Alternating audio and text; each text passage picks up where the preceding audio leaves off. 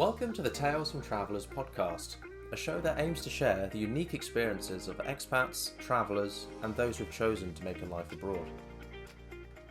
Through our guests' unique experiences, we will explore the challenges and rewards of adjusting to a new culture, making connections, pursuing a career, or even raising a family in a different part of the world. Whether you're a seasoned traveller or new to the expat lifestyle, this podcast could be an insightful tool or just a fun distraction if you're thinking about taking the leap and moving abroad. Today's guest is Nadine, an expat turned repat and co-founder of Where's Home, a business set up after her and her family's experiences of moving back to the UK from Dubai. Where's Home aims to streamline the entire home hunting and relocation process. But before we dive into this wonderful business, Nadine, tell me, whereabouts are you in the UK right now? I'm currently in southwest London. Before we dive into the Dubai experience, how long have you been back in the UK? Less than a year, so I moved back August 2022. How have you been finding the less than a year that you've been back in the UK? Yeah, it's been, it took about 6 months to really settle and adjust to life back home in the UK. I was out of the UK for 7 years and it felt like a lot had changed since I'd been away in that time. So yeah, it's taken some adjustment, but I think I can safely say that I'm there. I'm there now. Back home comfortably now, would you say? Yeah, which is Yeah. crazy because it's home. So you'd think, well, I'm just moving home, it should be easy. But Yeah. actually, things have changed a lot when you've been away for some time. No, I mean, my experience of being an expat is nowhere near as extensive as yours. For me, probably the biggest shock to coming home was just finding out a couple of shops had closed down near me.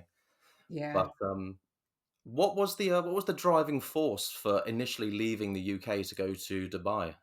So it was actually for my husband's job. So he got approached by a telco out in Dubai to implement their e-commerce platform. So we were like, oh, it wasn't really on the radar, but great opportunity and a great opportunity to save money as well. We were like about to buy a family home. I found out I was expecting our first child. So I was like, I'm going to be on maternity leave. So why not? I might as well just be in the sun. So we originally went out there with a 2 to 3 year plan and ended up staying for 7 years.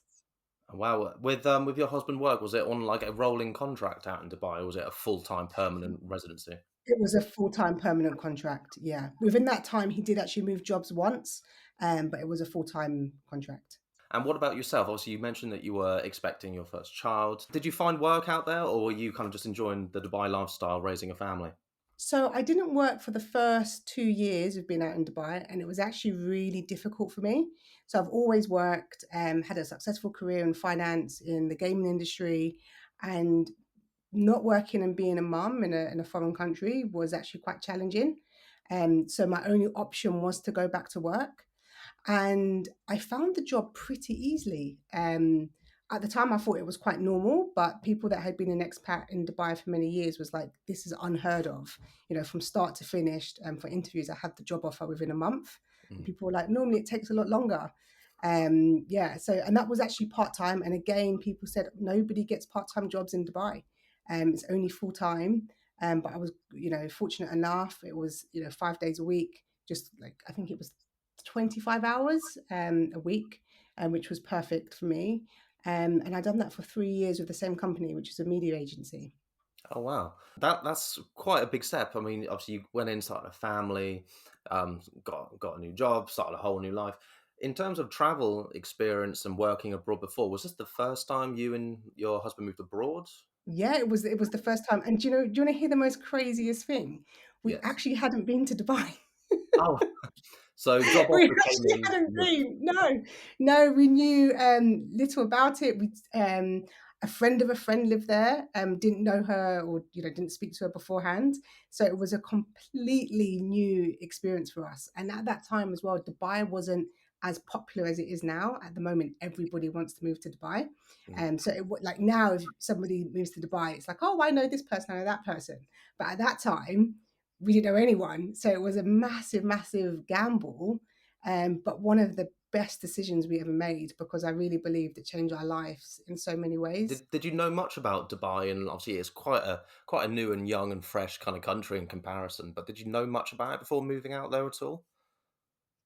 No, obviously you hear rumors and you people say, oh, it's like this, it's like that, which is not the case at all. it wasn't as strict as people made out. There was actually, when we first arrived, my husband and I were holding hands, and we did get a very kind of, you shouldn't be doing that. And so from that moment on, we just obviously remained respectful, but it wasn't how people think it is, in terms of, you still have to dress obviously appropriately, but it wasn't as strict as people think. And in terms of, and at that time, actually, so 7 years ago, when I moved over, it was Ramadan. And how Ramadan is now in Dubai to when I first arrived is completely different. Like, you could not find anywhere for a coffee. It was really difficult. Now everywhere's pretty much open. So it's, but yeah, but adapting to the culture was quite easy. It's just about being respectful. I suppose again, a lot of people do just tend to go straight onto Google. What can you do? What's the best things to do? I do that every time I go on holiday. Um, Yeah. Obviously, you say a lot of people kind of tell you stories. There's always hearsay when it comes to countries. Every country has their little horror stories for travelers. But how did friends and immediate family find your news that you were moving? Well, actually, for my family in particular, it didn't go down too well because we had just found out that we were expecting our first child. Yeah, So, and it was the first child to be born in my family, so the grandchildren, and it was, oh, okay, great, you're moving to Dubai, but you're taking the baby. So that was a massive kind of like, and then the other question actually, which came as a really big one for people, was, so what are you going to do for work? Because I've always worked. yeah, So that was kind of like, okay, so you're not going to work, you're going to have a baby out there that we're hardly going to see. So it was a really, really difficult, especially for my family, because I'm really close with my family. So that was quite hard, for them. And then as soon as, my first son Joshua was born, they came out. And actually, for my mum in particular, she really loved seeing the life that we had out there, mm. and she would come out a couple of times a year. But at first, it was quite a challenge. Among those challenges, obviously moving, communication. Did you find any issues moving? I mean, we're going to dive into a bit more about what you do Mm. now of Where's Home, but obviously, family probably, I imagine, questions popping into family's head is, what are you going to do about your money? What are you going to do about your bank? What about the car? About all this and that? How did you go about effectively uprooting yourself from the UK and moving to Dubai? That was actually quite easy. So my husband's company managed it all for us. We just had to get 3 quotes. So 3 shipping companies came round, done us a quotation on our items and shipped it over. And I think at that time we waited 6 weeks. They put us up in accommodation. But in Dubai, you have an Emirates ID. Mm. And this Emirates ID is very, very important. You basically can't do anything without this. You can't open a bank account. You can't get a tenancy agreement. It is like your passport, basically. So that did take a little while to come in, and that was quite frustrating. And mine took longer because I couldn't get mine until my husband got his. And I think the reality for me was when I actually got my visa, it said housewife. And I was like, And then I was like, okay, I need a driving license. And then my husband had to write an NOC to give me permission to get a driving license. So that was a massive shock. And I remember, I actually went to the center because you had to do like an eye test and then convert your British license over to a Dubai license. And I got refused entry into the center. And I said to the man, sorry, why? And he said, your dress is just above your knee. Mm. And I feel like I dress, quite appropriately, but actually on that time, maybe I didn't. And I was really shocked. I was heavily pregnant. And I was like, oh, I don't know what to do. And, you kind of, and the first thing that you do, which you never do in the UK, is you call your husband, can you help me? This is my situation. So you become a lot more dependable on your partner. Whereas for me, Mm. he's always been very independent. So you can, and again, when I mentioned earlier about, going back to work, that's why I needed that, because it felt like everything that I wanted to do was, based on kind of my husband.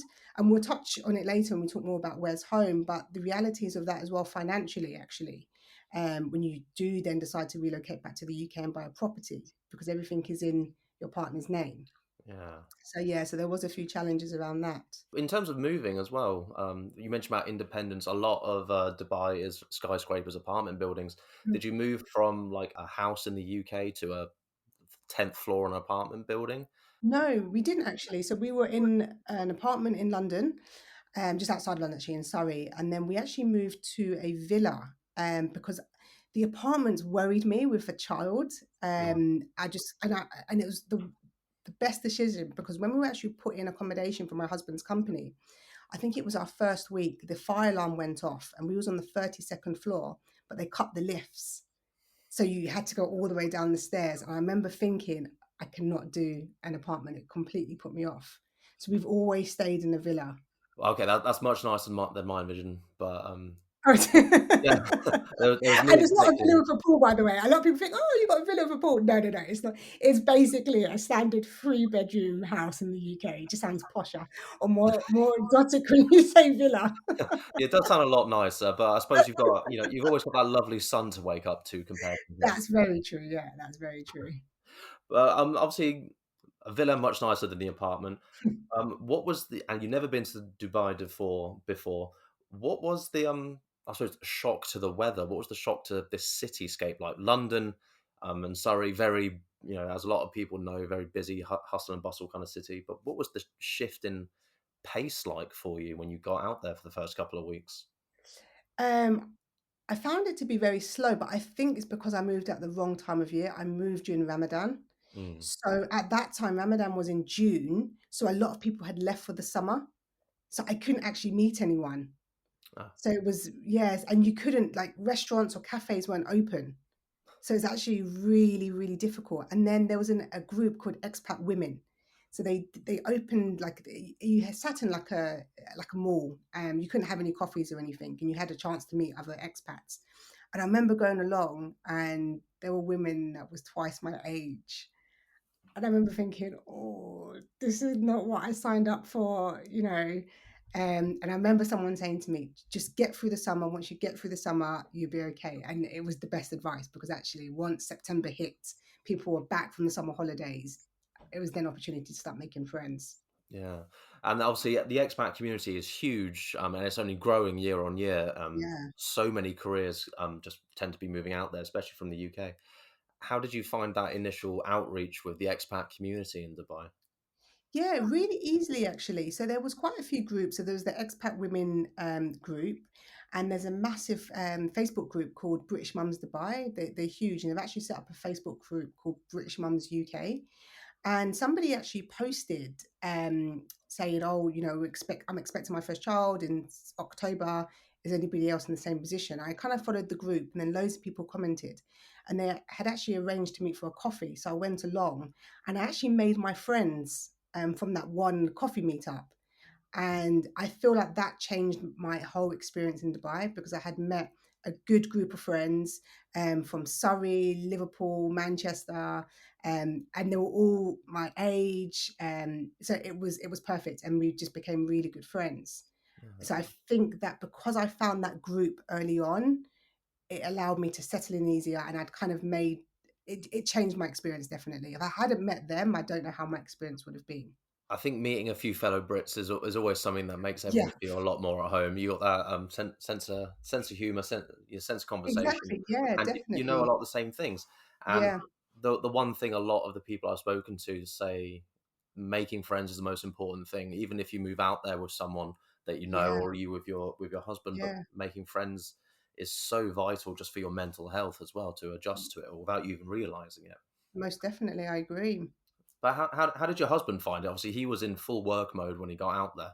But how did he find this shift into a whole different, I suppose, way of working, perhaps? And there's that kind of British muscle memory about going about your day, but in a work environment, I imagine it could be a bit shocking for someone.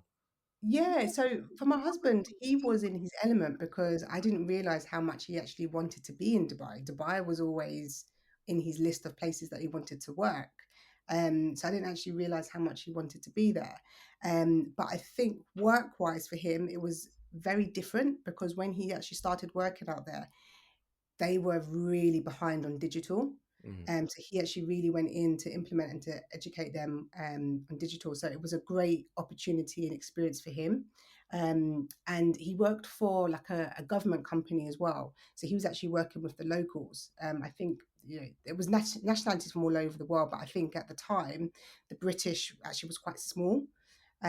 So for him to probably make friends was a lot harder than it was for me because I had to kind of get out there. Mm. But whereas for him, he was at work from say 9 to 6 every day. So he kind of almost relied on me making friends for him to make friends, if that makes sense. Yeah, Um, no, and then when Dubai then became so popular and in demand, actually friends that he knew from the UK then moved out to Dubai. And that was probably only about 18 months after we had moved out. oh wow, so just bringing everyone over. Oh, Yeah, and actually, it was different industries, but it's quite interesting because a lot of people, I feel like now it's changed, but at the time when we moved out to Dubai, people were going to Dubai to save money. You know, that whole kind of tax-free salary, they were giving really good expat packages back then as well, where you would get your housing, you would get your education allowance, and a really good salary. So it was very attractive to people, even if you knew not much about it, like us, for example. Whereas now with Dubai, people want to go to Dubai. So even if they don't offer the packages that you would have got 5, 10 years ago, everybody still wants to be there for the lifestyle.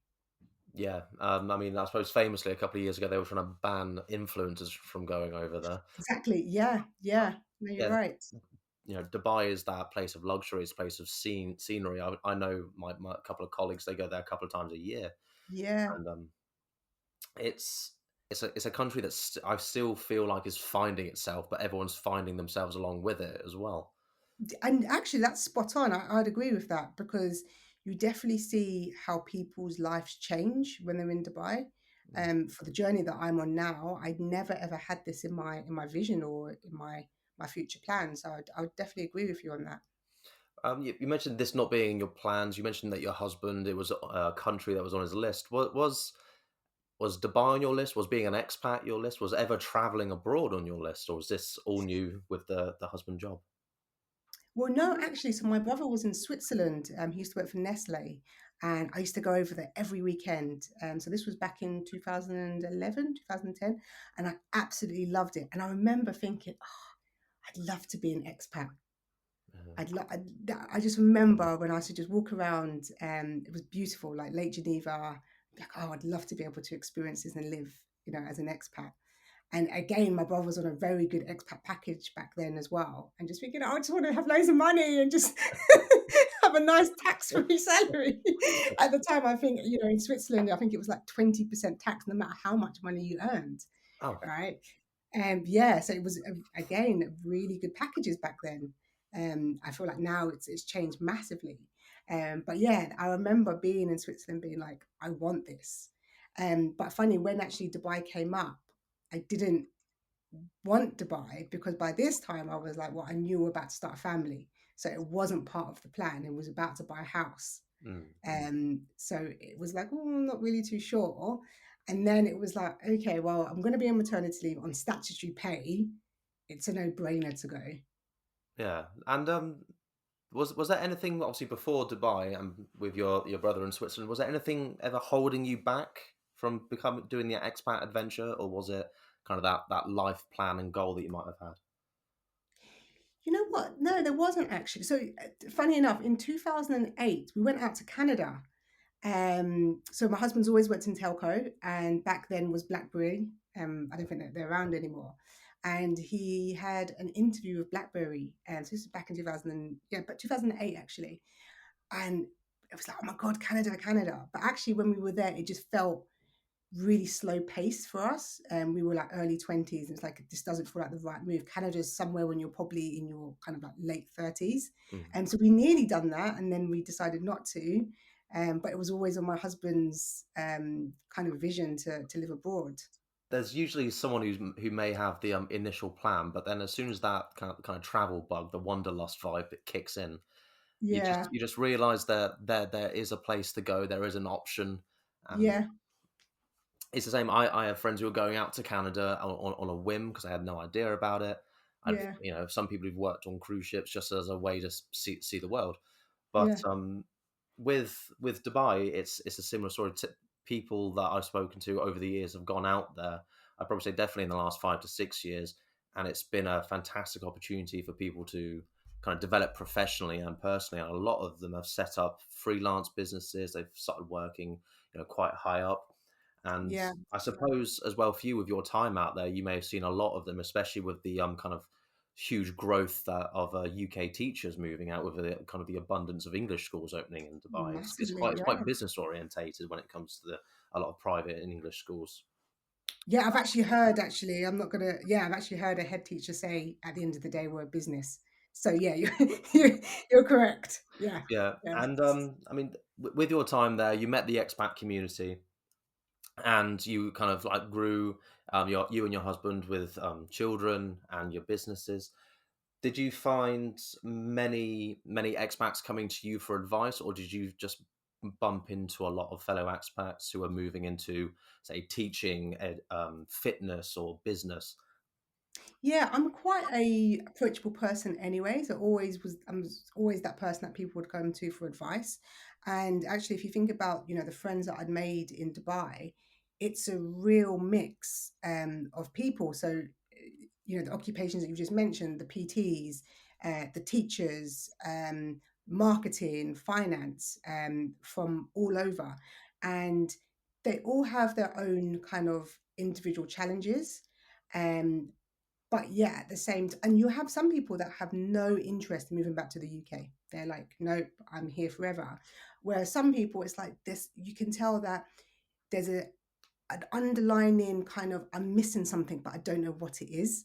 Mm, So I've concluded in myself that actually it's a sense of belonging, because everybody says there's just something that I'm not completely happy about. And I feel like it's a sense of belonging, because the thing with Dubai is it's amazing. And, anybody that wants to go out there, I would say, yep, 100% do it. If it be you just want the experience, if you want to save, whatever it may be, 100% do it. But there's a time where it will come to an end, and just be prepared for that, because you'll find probably 72% of expats in the Middle East are not prepared for when that time comes. And unfortunately, when it does come, it's a massive, massive shock. And you'll find that people will try and find a way to stay, so they'll do visa runs, they can get an extra 30 days, or they will then come back to the UK. And once they have an opportunity, they'll get back to Dubai, but then they deep down they just know that it's not forever, and that's why they probably have this kind of lost in them. mm. Did you know that Dubai wasn't going to be forever when you moved out there? Yeah, I actually stayed longer than we originally planned. It was only meant to be 2 to 3 years. We stayed for 7, but for me, I knew it wasn't always going to be forever. And I feel like I got tested because in 2019 we got offered to buy the villa that we were in, and it was beautiful. Like, it was absolutely stunning. And obviously, I'd done the maths and converted it back to the to the property prices in the UK. And I was like, my God, why am I moving back to the UK? I can't get anything for this money. But it's not the same. For me, it was like, to be home with our families is more important. I think a lot of people realize that, especially they might take it for granted, say that, oh, I want to get out of the country because of this or that, but you'll always come back, and a lot of the time it is because of like family or friends. Yeah, But yeah. did you obviously out there for initially you wanted 2 to 3 years, ended up staying for 7. Was it a case of, like, a lot of people I spoke to, they just say 1 more year, I'm going to do 1 more year, I'm going to see what Mm. happens in 1 more year. What made you stay for those extra few years? Honestly, we loved it. We had the best time. It felt like we were always on holiday. We never ever had the Sunday blues that you'd have in the UK. There was just never that cloud that hung over you on a Sunday night. It was just a great place to live. We never you kind of have that thing about UK, but it was never we never seriously spoke about it to be like, yeah, we need to move back. And then in 2020, when COVID hit, it took us by surprise, and it was like, actually, this is something that we could never have imagined, and something that we hadn't planned for. Because if you have to go, and we became comfortable. In honesty, we became very, very comfortable in Dubai, and I think for many it was a massive wake up call. That Dubai isn't forever, but most importantly, if you need to get home, sometimes you might not be able to.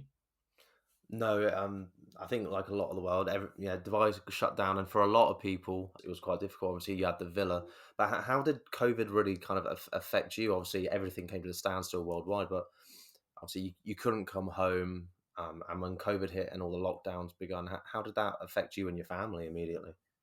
Yeah, quite a lot actually. So I had my third son during COVID, so in 2020, just when we was about to go into lockdown. So he was born on the 16th of March. Dubai went into lockdown on the 20th. And then on that same week, my mum got diagnosed with breast cancer. So it was like a double whammy. And at the time, my husband was due to start a new job, um, and the contract was taking forever to go. And this is normal in Dubai. This is completely normal. It's inshallah, whenever we get it, all good. But it was a very kind of like, okay, I didn't really think it was going to take this long. You know, how do we get home? And this is where Where's Home actually stemmed from.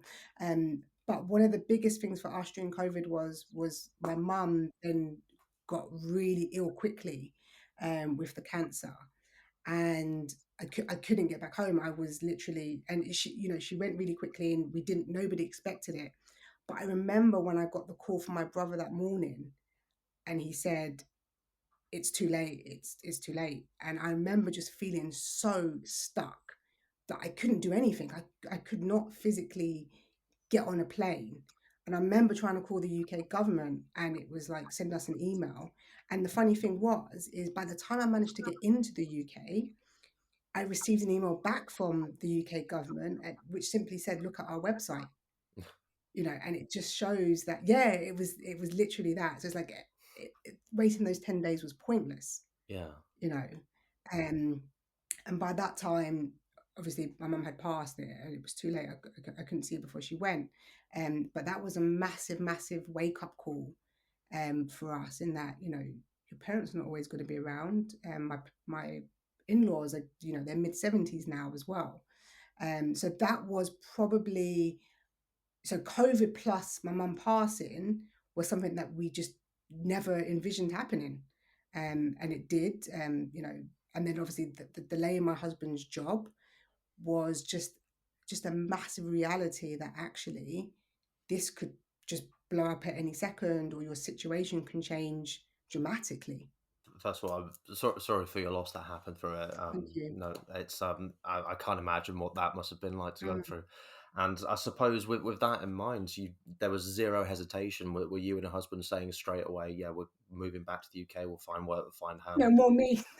Yeah. Yeah, no more me. My husband's like, no, it's gonna be fine. It's gonna be fine. I'm like, I'm not too sure. So yeah, so he, you know, his contract came through and stuff, and he always knew that it would.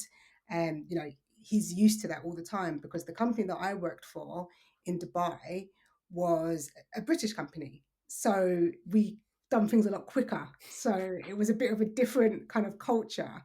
But he was like, "It's all fine, it's all fine." But for me, it was like, "Okay, no, we need to get planning, and I think we need to put a time now on when we leave Dubai." And we gave ourselves, you know, the 2 years to really make sure that we're doing the right thing. It wasn't like an overnight, "Okay, we'll go in tomorrow." It was like, "Okay, no, 2022, I think we leave." And it gave my husband a good amount of time to digest it. Well, it's that's probably more than enough time. But obviously, there's you, there's your husband, and obviously the probably even bigger factor when it comes to parents is Yeah, how did your children take it? Obviously, they were pretty much born and raised in Dubai. They were used to this lovely weather, used to living in the villa. How did yeah. they take the news of you saying we're going to be moving for you back to the UK, but for them, they're just moving to the UK? Exactly. And for them, they were actually really excited, because they wanted to be with their cousins. So their cousins are the same age as them. So, and it started to get to that point, because I remember before COVID, we were back in 2019. And I remember that particular trip when we was on the taxi on the way back to the airport, my eldest son was crying, "I don't want to go back to Dubai. I want to be here with my family." And that was the first time he'd ever cried. So actually, when we said we're moving back to the UK, they were overjoyed.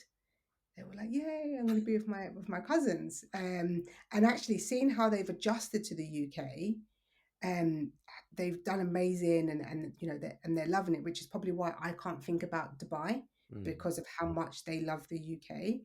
But one thing that I will say is, and you know, I've had this from the feedback from the teachers, is you can see they've had a really good start to their education because they're already a year ahead of the kids in their class. Yeah. And so in Dubai, they start school when they're age 3.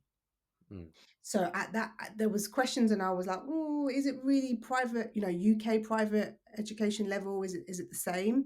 I questioned that at times when certain things would annoy me. But actually, now being on this side, and my children are only year 1 and year 2, actually the education that they get in Dubai is really good. And my son now, who's in year 2, is learning about Ramadan because it's Ramadan at the moment.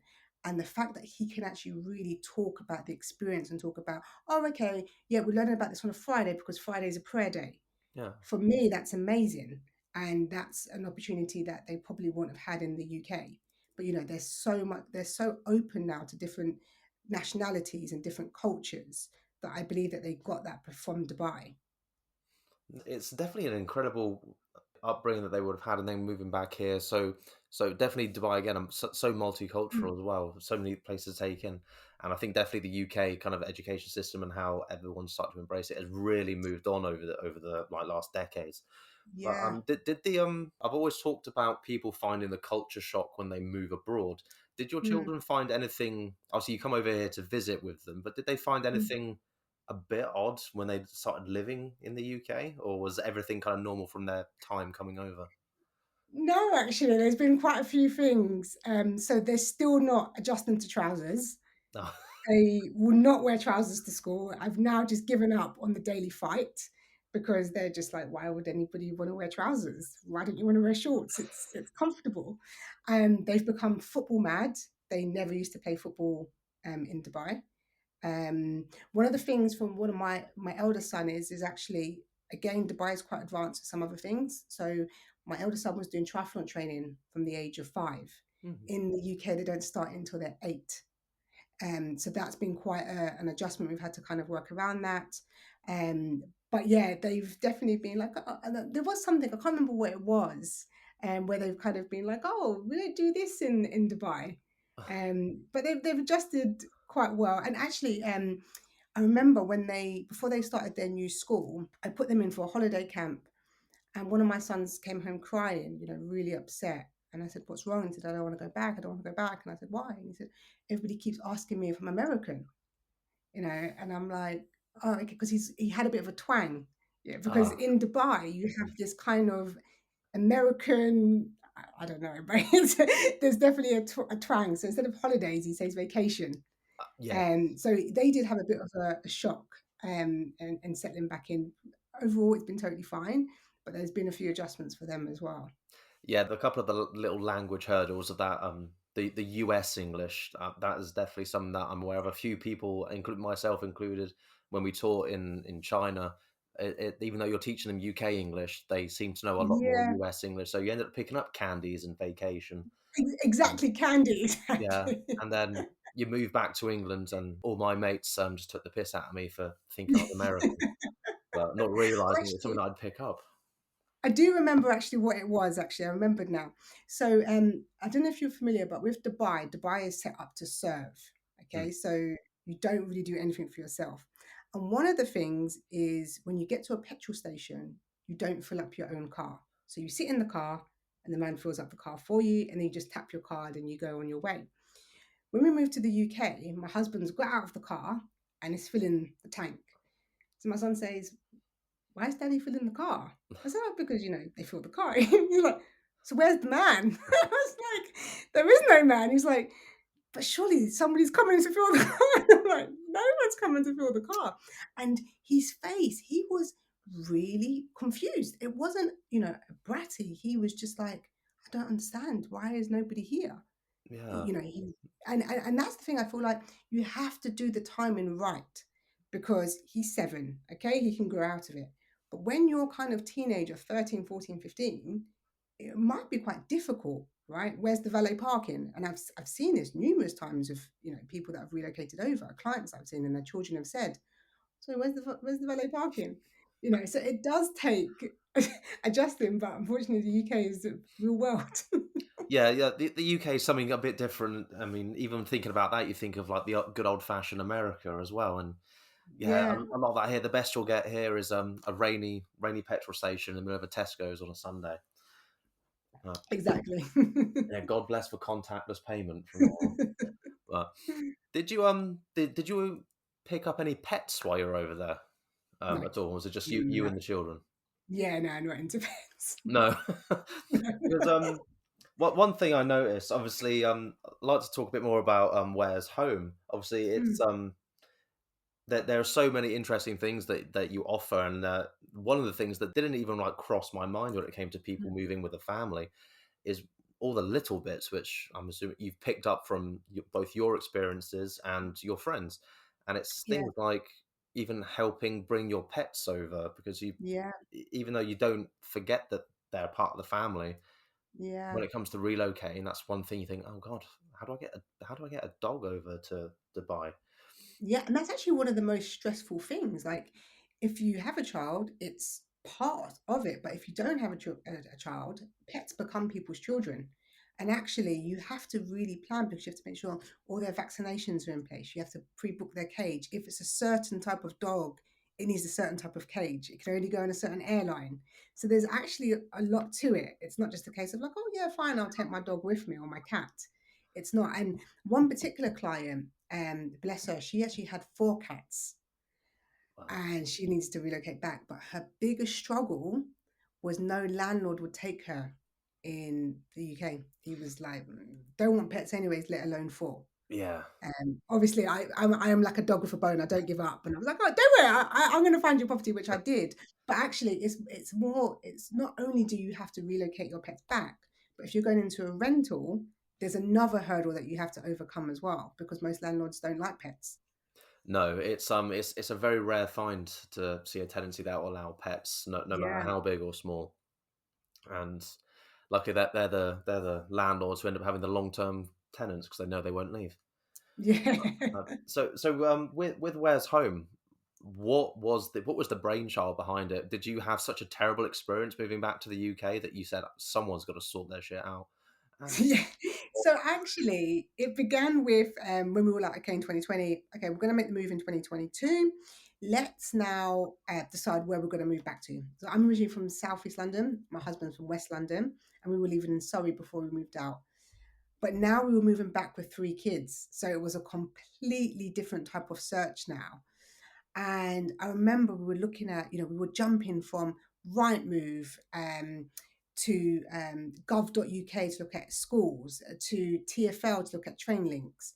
And was like, and then we created a spreadsheet of like, okay, so this town offers this. This is the commute into London. And we were like, this is insane. There must be like an easier way. And you spend time on forums seeing kind of like where people are relocating to. And everybody was asking the exact same question. Like, I've been out of the UK for 18 years. Me and my husband met here. I'm from Preston. He's from Kent. Where do we move to? And we were like, there's a massive, massive gap. There's not a platform that actually allows anybody to find a location. So, anyways, we thought we had nailed down 4 areas. And then it was like, okay, great. Now we're going to buy a place. So let me apply for a mortgage. It's like, well, no, you can't because you've been an expat for many years. You can't just rock up to NatWest, who I've been banking with for 20 years, and be like, can I have a mortgage? Because you're not paid in. And then there was a whole process. And it was like, okay, well, I need to now find a specialist mortgage broker. So it wasn't as straightforward as we thought. And again, we were just jumping from site to site. And I'm a big person for forums. I love hearing people's feedback. mm, I need to know what people's experiences are. So that's how we built our partnership basically. We tried and tested them a lot ourselves, and we continue to do so now, but also hearing people's feedback about their experiences. So we wanted to create pretty much a one-stop shop where you can say, Nadine, I am in China, for example, and I want to move to London, but I don't know where, and I have 3 kids and a dog. Please sort it out for me. Because one of the things that people don't realize as well is you have the mortgage side, which is again specialist.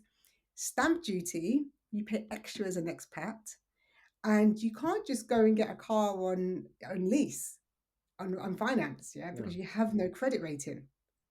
So then we partnered with Enterprise to then do the hire car option, or otherwise you just buy the car outright. But there's such a process to it, and we just really want to be able to remove that stress because when you are relocating back home, if it's your choice or if it's not your choice, we believe that it should be filled with enjoyment. You should really be able to enjoy the experience and not have to, and also be able to carry on with your day-to-day work and life, right? Mm, But a lot of people, one of the biggest things is where do I move back to in the UK? And it's that fear of I don't know that town anymore, or areas have changed. You know, the school used to be outstanding, but now it requires improvement, or it was outstanding, now it's moved to an academy. What does an academy even mean? mm. You know, people no longer know all this stuff. From you, say, going onto the first website to getting everything locked in place and getting on that plane, how long did it take you to sort your UK lives out? So the whole planning phase took close to 2 years.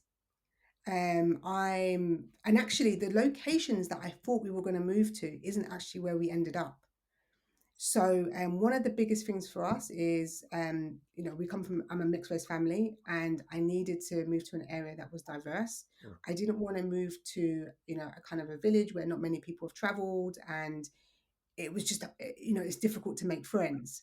So it was quite important that we moved to quite a transient place where you could kind of be able to talk about experiences, or my children to go to an international school and meet people from all over the world. I kind of wanted to carry on that same expat kind of feel, which is how we ended up in Southwest London. And actually, when we then moved back, from the time that we landed to actually, it's been 9 months for me now, but it took a good 6 months to settle. Obviously, 3 months of that we didn't have our belongings, our container, so we were in an empty house for like a month. So you're in this transition phase, and some people go and stay with family, but obviously we work with other companies that do short-term lets until your container arrives and you have your personal belongings. But even when you relocate back, you just have this period where you're kind of in limbo because you're waiting on your stuff to come, unless you move back into your house that you rented out fully furnished. yeah. But then even then, some people were like, I kind of want new stuff. So no matter what, when you move back, you are in a limbo stage. Was there a limbo phase when it came to you and your husband moving back over here with work, or you more with the British company? Were you able to transfer? Was your husband able to transfer? Or was it a case of finding whole new roles? So I work on Where's Home fully. So for me, it was quite easy, and it was important for me to be in the UK. I have a team here, consultants that obviously do the relocation, but I needed to be present. I always like to. It's difficult because when I was in Dubai, I could meet clients face to face, but actually, I'm able to offer orientations now. So when they come over to view schools or houses, I can actually meet them face to face, which is what I like. But for my husband, he's actually still employed in Dubai, Okay. and he kind of, yeah, so he still commutes. Oh, from the UK to Dubai, and like takes that. Oh, Yeah, yeah, yeah. So he's still employed there. So there's always that going to be that connection with Dubai at the moment, then. exactly, yeah, yeah. Right. So you mentioned that Where's Home? Did you start this out in Dubai then, and did this start with British expats and you helping them move back to the UK? Yeah, that's exactly it. Yeah, it started out in Dubai, and it was never kind of a topic that got spoken about. You might say, oh, do you have any plans to move back? But it was always loosely with people. It was always like, yeah, I see, or no, I'm definitely not going back to the UK. It was always kind of, then nobody ever kind of said, yeah, at this. I only actually know one girl who was like, I'm out in 2020. And she left in 2020. She said she hated it from the day that she arrived. She was like, always wanted to get out. But then actually, when I then started building Where's Home, when you actually really start to ask people questions and you actually start to go through the process, you then hit a nerve or a trigger that's like, oh, I'm actually not in control of this. I never thought about leaving, so I don't actually know. Hmm. So yeah, so that's quite an interesting one. And even in terms of, people that have bought houses in Dubai and they've set up home, they're still like, oh, actually, yeah, maybe we'll move back one day, but I've not really thought about it. And especially COVID, it made a lot of people think as well, and then be like, okay, when is that time? Yeah. How did you find obviously living in Dubai and setting up this business, helping people move home? How did you ever feel a little bit out of touch with the UK, or did you come back frequently enough to still know enough to, I suppose, help people move back here? Yeah, so that's a really good question, actually. And obviously I hadn't been back for some time because of COVID, but I had built a team of partners that were on the ground that could Mm. educate. So I picked very particular, in terms of like estate agents, for example, who obviously I work really, really closely with. I made sure that I picked the right ones that knew those areas. So not just in terms of trying to sell you something. So that was kind of my saving grace. So I almost built the clientele from the Middle East, and then the people here would then be able to actually help with the move and be on the ground to give me, the real information. Because you can look online all day and you could see this, you can see that, but you need the real kind of on the ground experience. And we have some people that call and there might not be a full concierge client, and it could literally be like, I'm thinking about moving to this area, could you just go and take some pictures for me, or can you just go and view a house for me, because they just don't know what it looks like anymore and they can't find the right information online. The internet is always constantly up to date, but always seemingly out of date as well for a lot of Yeah, people. yeah. But you also mentioned estate agents, getting all the people want to know the areas. I imagine, especially when it comes to, as you mentioned, the really great education system that's in Dubai. Do you get a lot of kind of clients and friends who are saying, I want to move somewhere, but I want somewhere that's based on a really good education. Did did that come up quite frequently with education for their children coming first? And also, did that play a factor in you where you decided to move back? Because obviously, you want to Yeah, maintain that quality of education with your children. yeah, definitely. So one of the things that we tell a lot of people, especially most of our clients are families, but one of the biggest things is we always think that the school should dictate where you move back to Mm. be honest. I think that the school should be the driving factor. Especially if you're doing state school, you're tied to the catchment area, right? So you can't really go so far out. But even now, the government's really kind of, tightening in on at what point you can actually apply for a school place. You need to now show proof that you have a one-way ticket to the UK before they'd even, take time to even look at your application. So it is quite restrictive now. But a lot of parents are very much like, yep, it's about the schooling, it's about the schooling, and especially for those that's got additional needs as well. So it's now um, in Dubai, children with additional needs, it's the parents' responsibility to get that help for their child. So you'd actually pay someone to actually go to the child's school. That's on you, not the school. Whereas in the UK, it is a lot more supportive, and there's a lot more, I guess, help or schemes that can help parents. And I definitely feel like this is kind of attracting more parents to now think about um, moving back to the UK for their children's education. And also when you kind of get to the higher education level, where you then have to start paying international fees when you don't have a presence in the UK, that's also in the back of people's minds as well. Okay, I want my children to go to university in the UK, but they're now going to be seen as an international student, so therefore paying international fees.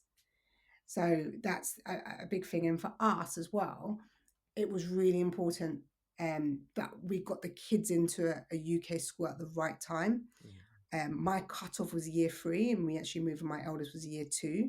I feel like after year three, it becomes very, very competitive. And that's where, especially if you're looking at private education, that's where a lot of parents would then decide to move their kids. So you are, and I know clients that they've flown their kids over to sit the exam, and I think it's great, but the kids are exhausted. Yeah, They fly over and then have to go and sit an exam, and depending on their age or the schools, there's one school in Cambridge, and it's a whole day thing. And the kids are leaving crying, and they go into that school and they're really happy, but at that time, their first impression is, "Gosh, I've got to do all these exams. What's it going to be like?" yeah, So quite I think daunting. timing is key. Yeah. With timing is key. Did you also find, was it primarily UK expats you were working with as well who were looking to come back to the UK, or were there other, say, other cultures, other nationalities that were in play that might want to move to the UK, or was it primarily UK citizens? It's actually mixed. So I'd say 90% is British UK who are moving back home. It's like, I want to move back, and they're moving back for good. Mm. Um, but you also do have a mix where, particularly in South Africa, where a lot of people now want to come over to the UK, and you're finding that they get a job, but they have no support, and they don't know. the UK. They get here, and what they think is, oh, I can get an Airbnb until I find somewhere, but Mm. it's a struggle. Yeah. It's a real struggle for them. And I suppose on the flip side of that as well, whilst you are out in Dubai and now you're back in the UK, do you get many people asking you for relocation advice and moving to Dubai in the UAE?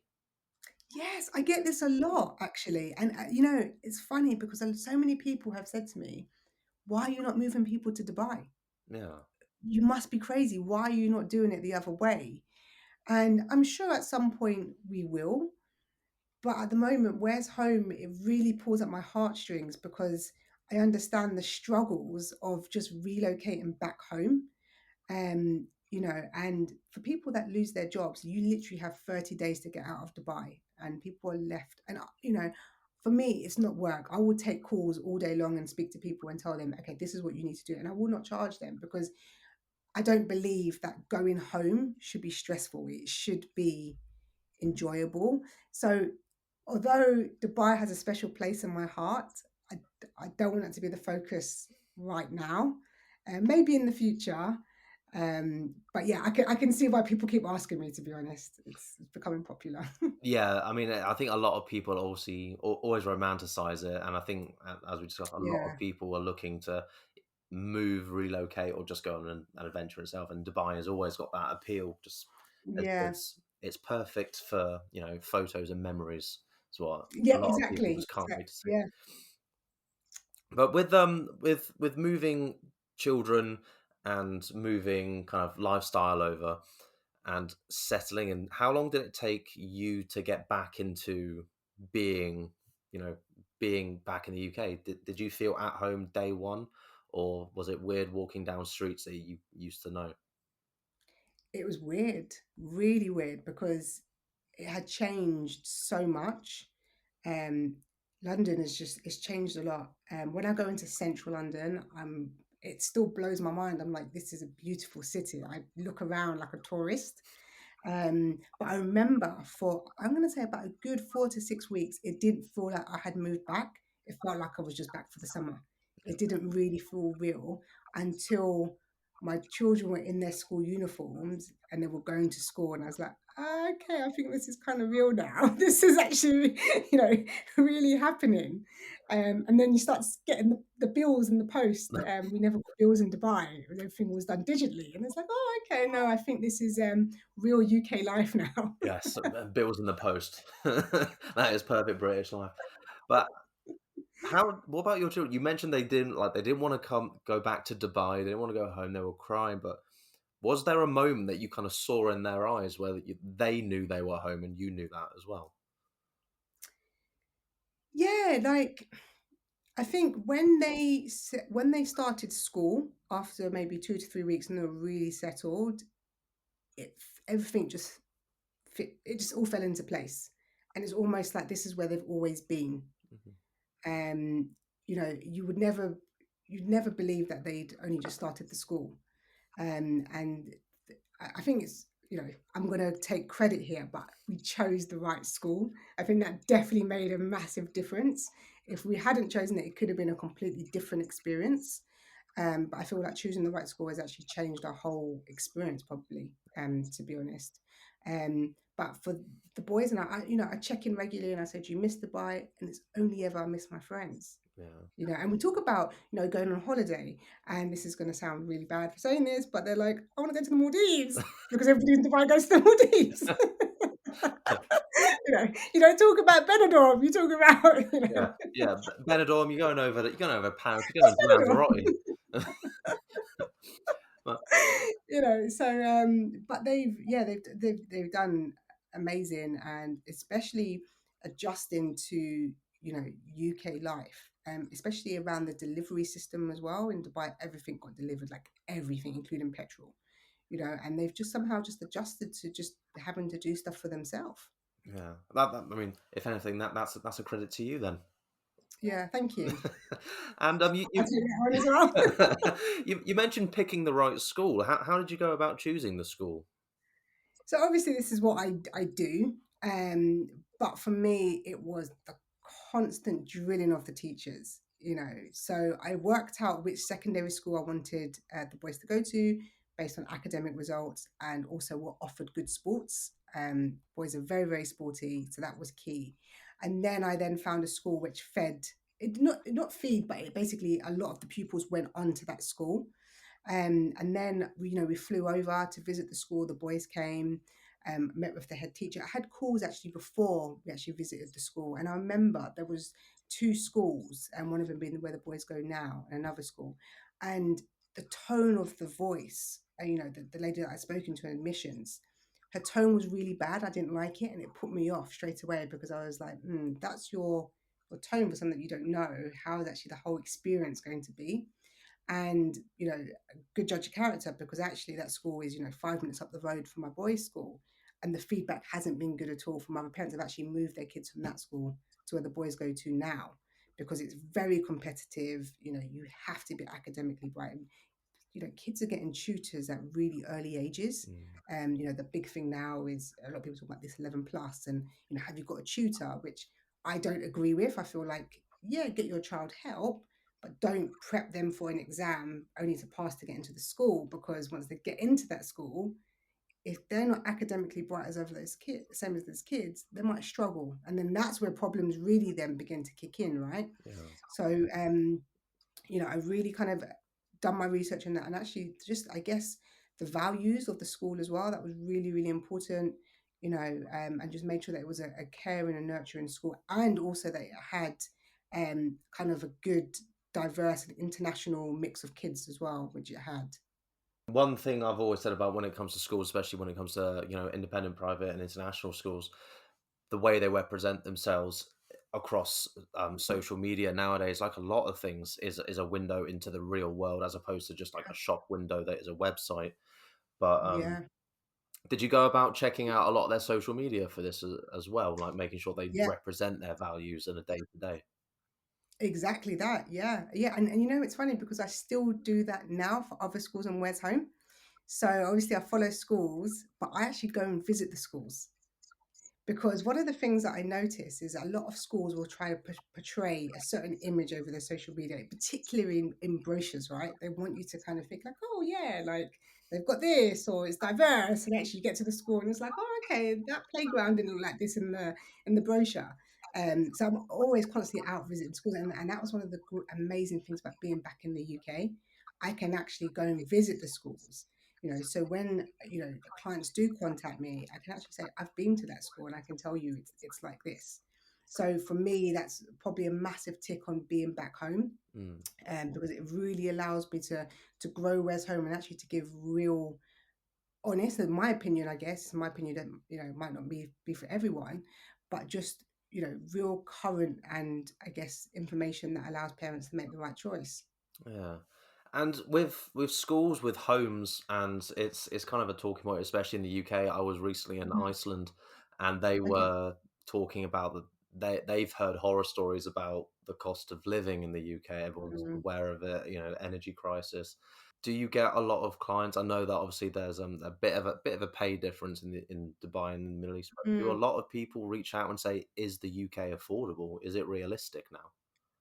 Yeah, yeah, I get it all the time. And actually, I've had a couple of clients recently that have actually put their move on hold for now. So they really want to move back, but they're like, they do the numbers and they're like, it's not worth our while. Yeah. It's not, it's funny. I really get it, and I understand why. We mentioned earlier about the teachers, for example. Mm. That's a prime example. There's a massive gap at the moment in the UK, for teachers, and a teacher in Dubai would be paid, £3,000 net a month, plus they get their accommodation for free. You know, in depending on where you are in the UK, if you look at the southeast of England, to clear £3,000 for a teacher is very unlikely. And then even if you do, half of that's probably going to go on your rent. Yeah. So I can see why now people are thinking, well, I'm best off going abroad, and I can have a good life and I don't need to worry about the cost of living, Yeah. and I can enjoy the sun. It is unfortunate, but for a lot of people obviously working it, that you go where the money is. You go where the mental health is. That's another reason a lot of Yeah, teachers tend to leave. yeah. What do you tend to tell a lot of your clients when they ask these questions and they want to go to a school, but there are so many international and private schools Mm, that, especially in England, the kind of the legacy of a private British education gets carried over to a lot of international schools, and a mm, lot of these schools have branches in the Middle East. I know there's mm. NLCS, there's RGS, there's so many of these old heritage English schools. Exactly. Even Dulwich College now as well. Yeah, there's the new ones Mm, popping up all the time. yeah. How do you tend to explain to these parents who are moving out of Dubai to England, and they might have to downsize on a house, or the school might not be as up to Mm, standards? Do you find these people need a little encouragement, or do you think, as with you, home is where the mm, heart is? mm. Yeah, most definitely. And one of the things as well, I always tell people, this is why location is so important, because if you choose the right location, you can actually get a really good, outstanding state school. You don't need to send them to a private school. Because if you now look at, you know, people going on to university, a lot of them, the percentage now is higher from state schools than it is from independent schools, Mm, particularly grammar schools. Grammar schools are doing so well. And I feel you can probably get the same level of education. Don't get me wrong, when you're talking about sports, you're talking about school trips. Yep, there is still a gap there. But in terms of education, if you choose the right state school, it's the same as an independent school, but you have to make sure you choose the right school. And unfortunately, that obviously depends on the area that you're moving to. yeah. There's areas, and Kent in particular is becoming very, very popular. And we're finding actually, because with the platform, we're finding that a lot of people within the UK are using the platform to work out where to move to now. And Kent is becoming very popular, and I'm not surprised because there's so many good grammar schools. They've got good independent schools as well, but grammar schools that you can move there, get a house with double the size, and still and not have to pay for the school fees. It's a no-brainer. Yeah.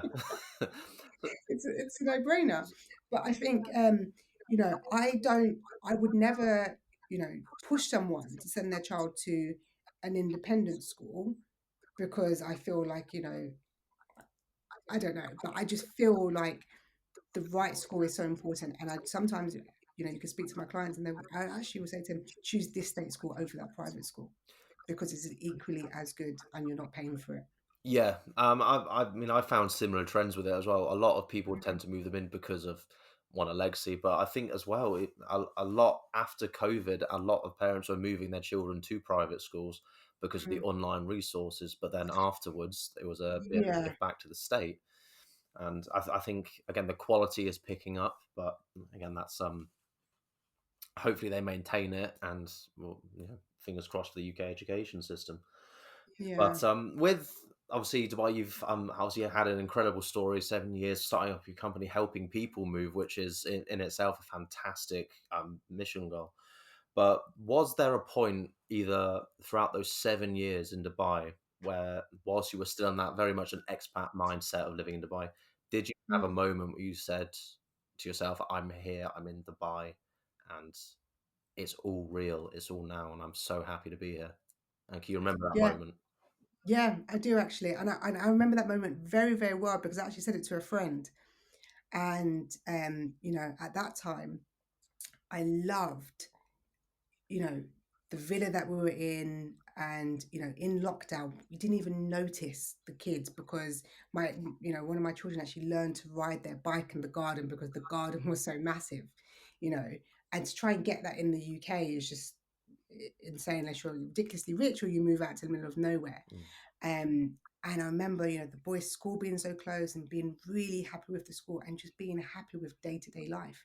I'd walk and do my exercise. And I couldn't run in Dubai. That was probably one of the things that I really missed, and what I love being back in the UK for now. But, going to my F45 and having everything so close. One thing I would say about Dubai that I'm probably struggling with in the UK is people make time for each other more than they do in the UK. It feels like, after work, you would say, "Oh, do you want to quickly catch up for a dinner?"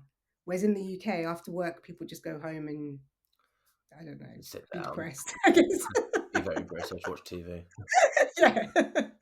So so at that point I remember and I remember saying to a friend, I'm so happy with where I am right now. I would go and I'd drop the boys off to school, I'd meet a friend for a coffee, guaranteed 3 times out of the week, I'd meet someone for a coffee.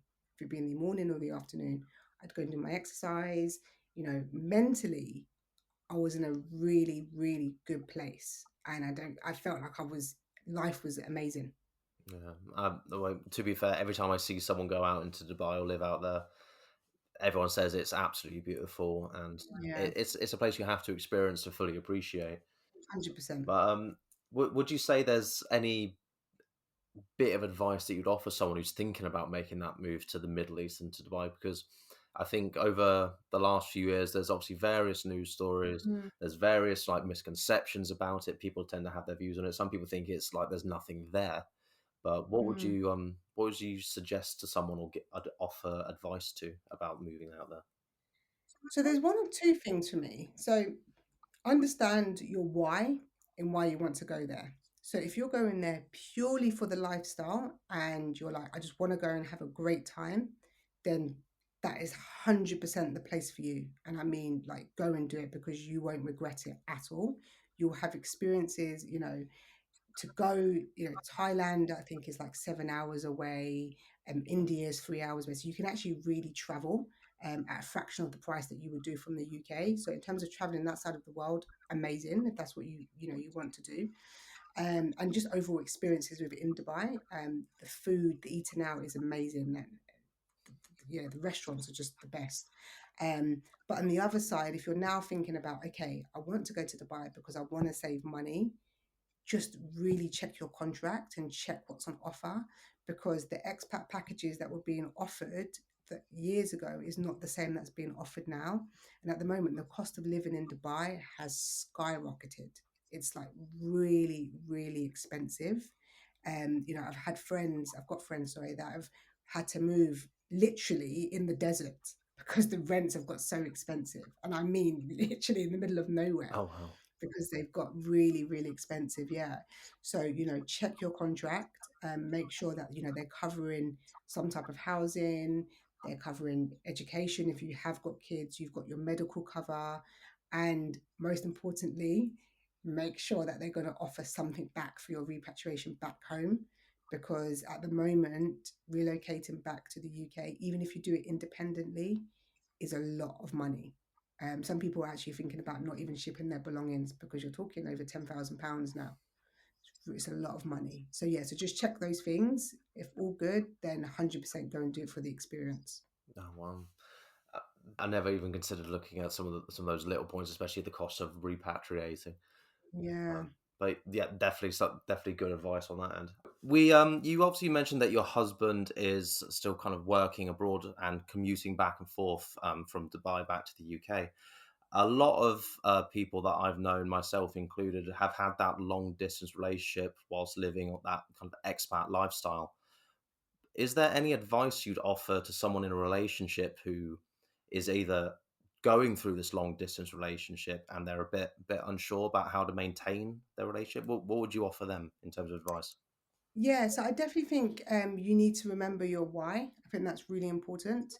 You've obviously both come to that decision for a reason. It could be career choice, it could be, money, whatever it may be. Just remember the why. But communication is really key as well. Get yourself into a really good rhythm, a routine, and if you do have children and you're there alone with the kids, sometimes it can be quite tiring. But remember also that your partner's on the other side and he's solo and working, and it's just about, I guess, supporting each other the best way that you can, because it does get difficult at times, Mm. but the communication is key. And I suppose a lot of people, as we said, would have gone through this. Do you have many of your, say, Dubai expat friends who are living within your area and your network that you can kind of fall back on to for to bond with because you've got something to relate to? Actually, not expat friends. I have a couple of friends that are relocating this summer, so really excited about them moving. But I actually, I've only got one friend, and they moved back in 2021. They're still finding their feet. They're still adjusting. It's not been as easy as they had thought it would be. But it's funny because actually a lot of my clients have become friends. So even now they've settled, they'll drop me a message and be like, "I'm having a really bad day today. I'm struggling." And it's like, okay, let's go for a coffee. Let's talk about it.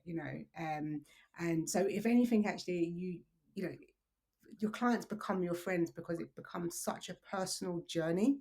And especially for those that relocate at the same time as me as well, which is quite nice. But if you can, if you know anybody that has relocated back, or even if somebody, in your area, if you've met anybody, surround yourself with those people, because being able to have those conversations is so, so, so important. It's really important. And you mentioned that obviously some people find it a bit harder to kind of settle back in. Is there is there one particular thing that maybe has popped up one, two, three, four, five times from clients and friends that they found particularly difficult in like readjusting back to the UK life? Yeah, and you know what the biggest one is thinking that they would have family support when they move back, Oh, and really? that their friends would be overjoyed to see them. So they move back, and everybody's like, "Yeah, you're back, amazing!" And there's the big barbecue, and then it's like, "Oh, okay, I've not really heard from you in a month. Everything okay? Yeah, I'm just busy. What are you up to? Okay, do you want to meet up? No, so I'm a bit busy." So they don't manage their expectations. So we actually have a life coach as part of Where's Home. And that's something that we really try to educate people, because, especially with parents as well, the grandparents, and you think, oh, they're going to help with the kids. Some of them have aged a lot since you left, so actually physically they're not fit enough to look after the kids, but they're expecting to have the childcare on tap, and they get here and they're like, oh, you said you was going to help me, and it's like, I'm tired, I can't. So that's one of the things that we see a lot, actually. And again, this is why I feel like choosing where you relocate back to has to be based on your choices, and try and pick areas where there are expats. I think that it's just really, really important just to have those conversations, especially talking about, because there's experiences that you can't speak about with your friends if they haven't lived abroad. You need that kind of level of understanding. And I've seen it with some friends, that moved back or have been away, and it's the comments from friends like, "Oh, you've changed since you've lived abroad," or "Okay, is that tax-free money?" Yeah. So and it's like, "Oh, actually, no, I Yeah. did have to work for it. I just wasn't given money for free." With Where's Home, you offer life coach, you've got estate agents, you've got kind of all these resources. And what other services do you do that helps people kind of repatriate back to the UK? So their shipment, so their personal effects, the mortgages, which is a really big one, especially when obviously trying to get an expat mortgage. Solicitors to obviously help you to go through the buying process as well, the legal side, and utility setup as well. So particularly for those that are renting, when they move over, it's like, I don't have the time to do it. Can you set it up for me? So when they move over, everything's all set up for them. So our aim is literally pick you up from one place and to settle you into your new home. Oh god, that sounds like absolute bliss, to be fair. Well, Nadine, this has been. I feel like I've really learned a lot, and a lot of things I Oh, might not even amazing. considered. So thank you so much for getting in touch No, and thank you for coming the on the time. It's show. been great. I've really enjoyed it. No, it's really good to talk, and I always love talking to people who've gone through this journey because one of my friends who was on the show said a really good thing that Mm, it's in a way it's very difficult to talk about going to become an expat and then being a repat to someone who hasn't gone through that journey, and 100%. Yeah. it's always fascinating to hear other people's stories. Yeah. Yeah. No, definitely. That's But very much true. but before I let you go and enjoy the rest of your evening, I have a couple of questions I like to ask my guests. Just a Okay. couple of quick fire questions that will stick together. So, when you initially went out to Dubai for the first time, was there an item that you forgot to pack and that you regretted instantly? Oh, that is. I don't think I packed enough chocolate, actually. Like I said, I hadn't been to Dubai, and I was very, very upset when I didn't have my Cadbury's chocolate. There is Cadbury's chocolate in Dubai, but it doesn't taste the same as the UK. So I was a bit upset there. It never does. What was there obviously big expat community, but did you pick up a favorite phrase while you were out there that became day to day? Oh gosh, I still use it now. Is yalla, which is like let's go. Like, hurry, hurry.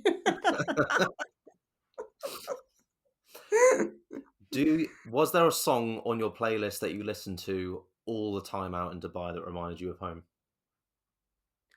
That's a very, very good question, actually.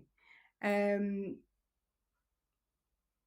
no, I actually listen to podcasts more than I do music. That's actually a very good question. Ah, No. what's your favorite podcast? Oh, Stephen Bartlett. Oh, Oh, sorry. You like delete that bit. no, we'll cut that bit out. And obviously, final question. Obviously, where is next on your bucket list of countries to visit? So I didn't actually explore Asia. Um, you know, I really want to go to Singapore. I need to do. When we moved to Dubai, it was like, oh, we're going to go to all these places, but we actually only ever end up coming back home. So we've done a couple of places, and now we are actually in the UK as well. I really, really want to take the boys to America, particularly New York. I think that'd be amazing for them.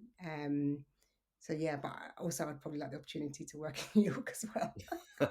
Who wouldn't love that I opportunity? know, I know. But again, Nadine, this has been absolutely fantastic. So thank you so much. I know, you're welcome. Thank you. Thank you for having me. It's been great. That's brilliant. And what I'll do is I'll get all of Where's Home. So I think it's such a fantastic resource for people looking to move back to the UK. And I Thank think you. definitely with how things are going, I think your services are just fantastic. So thank you Oh, so thank you much so for those. much. It means a lot. Thank you. No, that's one. But for now, happy travels and enjoy your evening. Thank you. You too. Thank you for joining us today. And if you enjoyed this episode, please consider subscribing to the Tales from Travellers podcast to stay up to date on past and future episodes. I'm always looking to share new stories from expats and repats from all over the world. So please reach out if you'd like to share your story. You never know, your story could be the one that helps someone make that life-changing choice. You can find us on Instagram at Tales from Travellers. I'd love to hear your story, and more importantly, I'd love to share it with the world. I look forward to hearing from you, but thanks again for joining me, and until next time, happy travels.